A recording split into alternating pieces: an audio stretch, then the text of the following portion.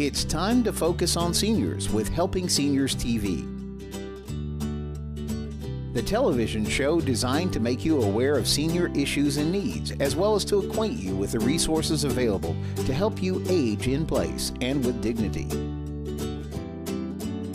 Now, here's your host, Joe Steckler. I'm Joe Steckler, and welcome to Helping Seniors, the television arm of Helping Seniors of Brevard County. Our show is designed to provide you with information on how to develop your own aging and care plans. Our topic today is reverse mortgages. Joining me is home equity retirement specialist Barbara McIntyre from Security One Lending. Welcome, Barbara. Hi, nice to be here. Thanks for having me. You're quite welcome. Actually, viewer, it's my pleasure to have this lady with me today because having done over 350 of these shows over the last 8 years, we have never done a show on reverse mortgages. Never.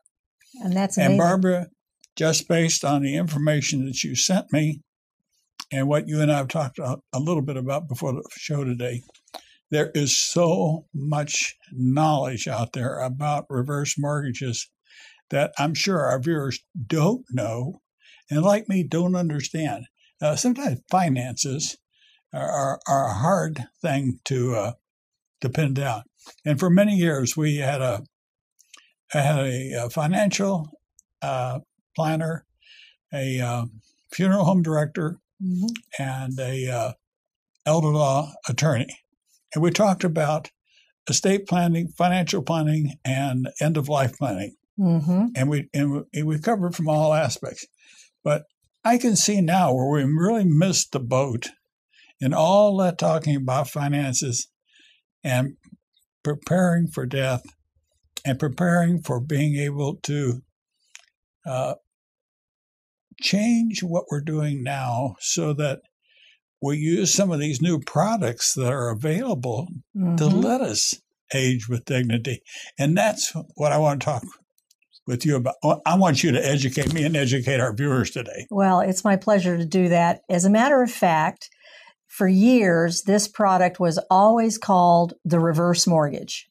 And what we refer to it today is the new HECM. And that stands for Home Equity Conversion Mortgage. And we call it the new HECM because there are so many changes to this product, which is an FHA insured mortgage, because statistically that we've realized that boomers and seniors fear more running out of their money in their lifetime than they even do dying. And so the FHA or HUD has put all kinds of new rules and regulations and different programs in place to really make this cheaper and more accessible program for people to use. And it's just changed dramatically. It's changed dramatically. But Barbara, I'm like a lot of our viewers, trying to get my head around money being drawn from someplace on something I own and how I can use that to help me get through a certain period in my life and maybe not have something to leave for the children. And I think that's something you want to talk about today because that's becoming more of an important thought. We have to take care of ourselves first. We do. We have to be able to live our life and have what we need to live healthy and have what the tools we need most of the time to age at home. People very much want to leave a legacy for their children. And over time, it's always, the thought has always been, well, we'll leave the house. And I think a big part of what I do is I try to bring the facts about this mortgage to the public and dispel the myths, because I would say the number one myth is that people think that their home is going to be owned by the bank, or that they will not have title to their home and they won't be able to make decisions about their home, that their heirs won't inherit their home. And the next myth is that if the kids do get the home, there'll be no equity left in the house. And what we're seeing with all the rules that HUD has put into place, there is 9 times out of 10, equity left in the home for the children to inherit. Okay, before we go, I want you to answer my first question. What is a home equity retirement specialist? What do you do? Well, I have a designation that I've spent a lot of time learning and better understanding what people are doing through all the phases of their retirement. Going into retirement is the accumulation phase of retirement assets. And then when you retire, you end up in the distribution phase. Now you're not having an income. You're actually having to work with the funds you've put aside. So as a HERS, Home Equity Retirement Specialist, I've spent hours through programs studying to better understand what people are using in order to retire. And housing wealth, the actual home for most people, is one of their biggest assets. So using housing wealth as a strategic plan, not housing wealth to invest, but housing wealth strategically in all the different ways the home equity line of credit, the reverse mortgage gives them to use it, that's what I specialize in. One of the very first things that I picked up when you and I were talking prior to the start of the show, and in the paperwork that you sent to me to read, I realized the importance of anyone thinking about applying for a reverse mortgage. First of all, they've got to understand what they're doing. Absolutely. Secondly, they have to do the very, very best they can to get somebody that is going to put their interest ahead of other things. And I think that's sort of borne out by something you explained to me about 5 or 6 years ago when we had all the homes were being foreclosed on, and what's happening now. And I'm sure a lot of the people watching this show know exactly what you and I are talking about, because they probably, some of them may have the same problem. And can you describe that problem for our viewers? I think we're talking about the HELOCs that the banks issued. A HELOC is a home equity line of credit. And back in 2002, when home values were very, very high, many people went to the bank and got this line of credit given to them. And what they didn't realize was that in the documents of those lines of credit, which people were drawing the funds out, it said that in 10 years, those mortgages were going to reset. And so for the last 10 years, they've been paying interest-only payments. But what's happening now, and will be happening over the next 3 or so years, is billions of dollars in home equity lines of credit, HELOCs, from Wells Fargo, Bank of America, our local banks, are resetting, and these borrowers are going to receive letters saying, you now have to make a principal and interest payment. So a payment that could have been $300 a month could very easily jump to something like $1,200 because it's an amortized loan. And of course, these people are 10 years older, maybe fully in retirement, and that jump in a payment could be something that they may not be able to do. Plan for that. That's right. Plan for that. And that's a type of loan that if you don't make a payment, you're at risk of foreclosure.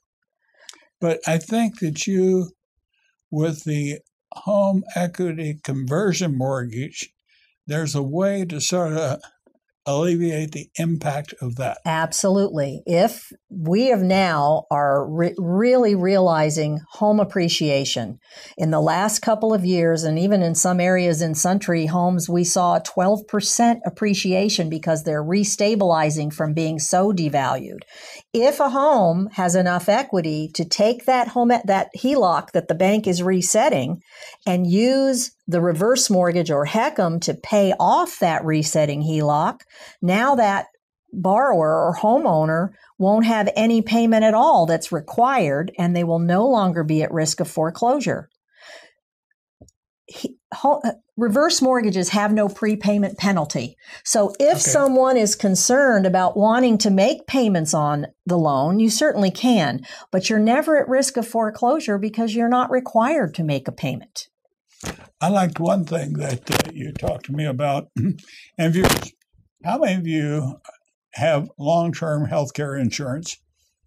And how many of you are concerned that if you can't get long-term health care insurance, what can you do to help defray or pay for the cost of long-term care. And in talking to Barbara about the home equity conversion mortgage, there's a neat product there that the more we know about it, I think the more people are going to be helped. And when you talk about that, help our viewers to understand how they are protected if they enter into this home equity conversion mortgage. Sure. The protections that go along with this product are because the product is an FHA insured loan. FHA is insuring to both the borrower and to the lenders who offer the loan that a mortgage insurance fund is going to guarantee that whatever the promises within the mortgage documents that are being made to the borrower or the lender are going to be fulfilled. The house is the only asset ever to be looked at for repayment, but if the house for some reason couldn't repay the loan, no other asset the homeowner has is required to be used. The use of a standby line of credit within the home equity conversion mortgage is a feature to this mortgage that is very unique. When we talk about long-term health care and a long-term health care policy that one may either not be able to afford or may not even be eligible to obtain, if a line of credit is attached to your home through the HECM, and 15 years from now, you have a health event and you want to have home health care, that is basically your insurance policy. And it's been sitting there waiting for you to use it all along. Yeah. So let's say somebody around the age of 60, they get when I bought the long-term health care product for my wife and myself several years ago, mine is twice as much as hers was. I had some significant health problems that were insurable, so I have to pay more for mine. But the cost of our long-term health care policy, roughly for her, is $2,200. And for me, it's roughly $3,500, $3,700. I'm willing to pay that because that covers assisted living, nursing home care, and everything. But in thinking about Social Security, thinking about long-term health care, and thinking about most people want to stay in their homes, the product that you and I are talking about today has another unique way of helping people do something that they would like very much to do. And that's enable you to stay in your home with assisted living care, in-home care. If you don't mind, could you use yourself as a personal example to show people how, as a person that advocates and sells this product, what you intend to do to prepare yourself in the event that you need someone to come into your home to help you for 2 or 4 hours a day? It would be my pleasure. First off, the minimum age you have to be is 62 to get a reverse mortgage. I'm turning 62. Oh, wait a minute. You can't get a reverse mortgage if you're less than 62? You have to be 62. Okay, that's something I didn't know, and you probably didn't know either. Something new. Okay. Have to be 62, and I'm going to be 62 next month. So I'm telling you're not afraid to say your age. So my plan is I have a home here in Suntree, and I'm very blessed. My home is paid for. I intend to put a standby line of credit on my home.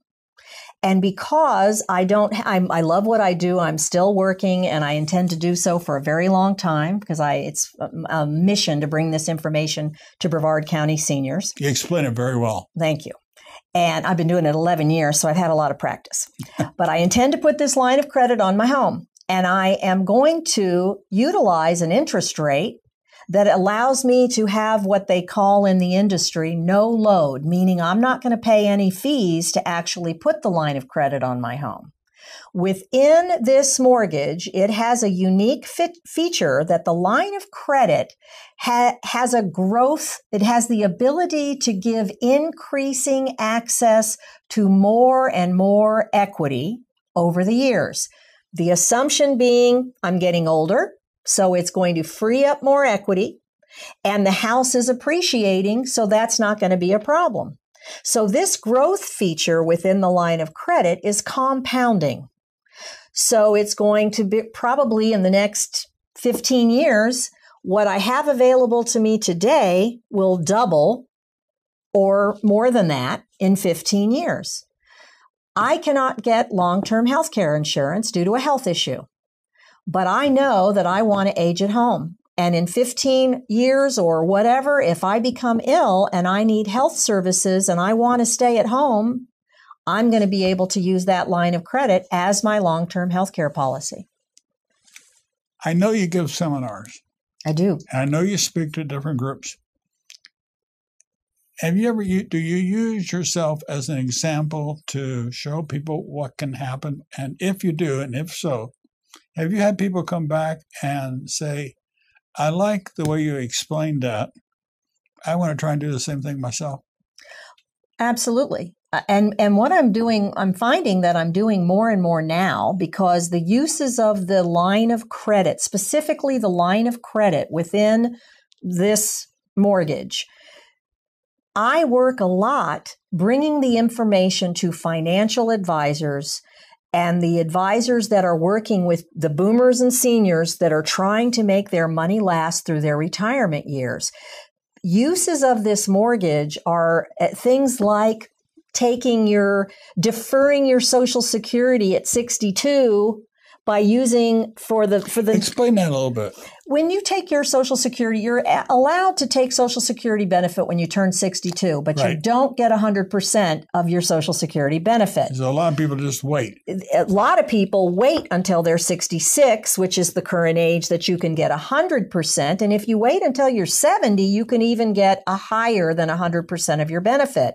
Some people at 62 have to retire. Maybe they have a health issue. Maybe they were doing a type of job that doesn't allow them to keep working. It's they're a roofer, for goodness sake, and they want to get off the roof. If you have a house and you put a line of credit that you can draw out of your home's equity for those couple of years between 62 and 66, then you can file for your Social Security at 66 and get 100% of your benefit. But you still get the Social you get equally that Social Security benefit for those 4 years. Yes, you can draw it out. But that's based on a presumption that with the change in longer living and in fact, children starting to realize that mom and dad are not going to be able to leave them the house and all this wealth that they might have been able to do years ago. And we work on the assumption that the markets are going to be kind of fair. Mm-hmm. In life, you have to make some assumptions. You do. You have to make some assumptions. I agree. So why not try to make an assumption that could treat you the most kindly? So I see this type of mortgage you're talking about as giving me that the money that I might have needed from 62 to 66, and then at 66, I get the larger Social Security payment. And at worst case, the cost of all that is only going to come out of what's finally left in the annuity when I die, and the children get what's left. Absolutely. When the house is you're done with the house, you've either both passed away or you've decided to move because you own the house, you're never off title, so it's always the borrower's decision. Whatever has been used, if you have a line of credit, that's just equity that's available to you. You only owe what you've actually used and drawn, plus the interest attached. That's paid off, and the retained equity in the home, everything above the debt, is the borrowers or the heirs of the borrowers. So, okay, let's talk about this aspect of it.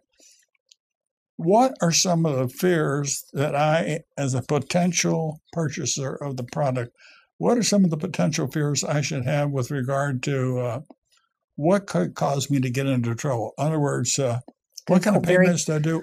Very good question. There are only 3 things that call a reverse mortgage or a HECM due and payable. Not living in the house is your primary residence. Has to be your primary residence, and you need to live there. Don't have to stay there 12 months out of the year, but it has to be your primary residence. The two biggest factors that people need to know and consider very seriously is their willingness and capacity to continue to pay taxes and insurance on the home. Over the years, there have been times, and I've said before how much this product has changed in the last 11 years. When borrowers took all the funds out of every benefit right at day one when they closed a reverse mortgage, there was a pretty small percentage, but any percentage was too much, of people that then found they did not have the resources to keep paying their property taxes and homeowners insurance. Because the lender is going to look to that house for repayment one day, if it does not have taxes paid, then what happens to anybody's home? They sell it on the courthouse steps if you don't pay your taxes. And that's what happened 6-7 years ago. And if somebody doesn't have homeowners and it burns to the ground, who's going to rebuild it? So the lenders will foreclose on a reverse mortgage if the borrower fails to maintain taxes and insurance. That is a risk to the borrower. So as an originator, someone like me that goes out and sits at someone's kitchen table and preferably with their family or anyone who advises them, we look at the whole picture. It's not just putting the reverse mortgage in place. It's once you have it, are you going to be able to continue to pay these items that are required to be paid? This mortgage is not for everyone. It's not a one-size-fits-all, but I have to say all the changes that have occurred over the years make it more likely to fit many scenarios than less likely. Anytime I talk about something like this, I get concerned about what changes can the bank pull on me to make it difficult for me to continue to do what I've agreed to do. Having said that, has HUD or the government put some things in place to control what the banks can do to you as a purchaser of this product? Well, one thing they've done, I'm going to say two things. One is the mortgage documents attached with the reverse mortgage. They are FHA loan documents, and once that loan is signed, there is nothing that can be changed. There is no going back and changing the rules. However, HUD puts out periodically what we call mortgagee letters related to all kinds of FHA insured mortgages. We've recently gotten some new mortgagee letters which have helped lenders now be able to put in place kind of a litmus test for determining if borrowers who want to have the reverse mortgage will be able to continue paying taxes and insurance. And so now there's some rules going into place, and it happens April 27th. These new rules take effect. And what it will do is it's not going to deny borrowers, but it's going to say, if you show not enough income, we're going to take some of your benefit and we're going to hold it back so that when your taxes and insurance are due, we can send it to you to pay those. So the lenders are starting, I should say. That makes sense. It does make sense because we don't want to set seniors up to fail. Nobody wants to foreclose on grandma, ever. So what they're doing is they're putting some situations in place to be more protective. Okay, let me a short example from my own experience and make a comment on this. We talked about using this home equity line of credit to pay for in-home care. Right. A good example. Let's say if you maybe have $100,000 line of credit is available to you, and you're never going to qualify for Medicaid. You're going to have to pay all these expenses out of your pocket. Assisted living facilities cost roughly, average now, $5,000 a month. But there are several organizations that we work with that send somebody into a home, and I know one group can send somebody in. They fix them breakfast, tidy the house up, help them get dressed, make sure they're taking their medications.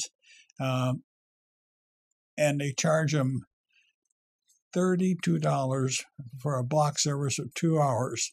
And we had one family where they had to do that twice a day. So roughly for $2,200 a month, Right. They were enabled to stay in their own home.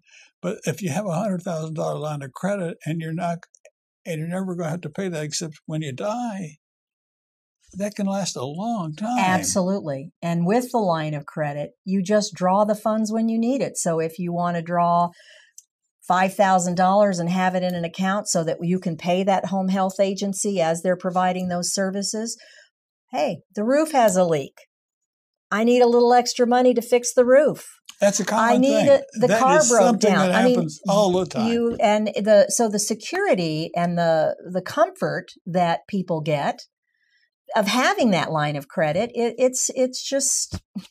You have to do a couple of things. You have to convince the parents that it's in their best interest, and actually it's in the best interest of their children because it prevents them from becoming a burden on the children. Then the children have to realize that by enabling their parents to do what's right for them, it makes their own life easier in terms of the care situation. So it's just a win situation. Right.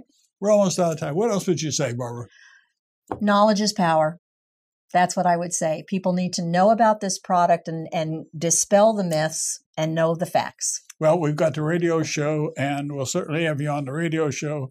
And I will make sure Kay gets a hold of you so we have a 300 or 400 word column for our newsletter, because I think this is information most people need to know. I agree. Thank you for the opportunity to bring it to you. Thank you for being here today. Thank you, viewer, for watching today and this issue of Helping Seniors.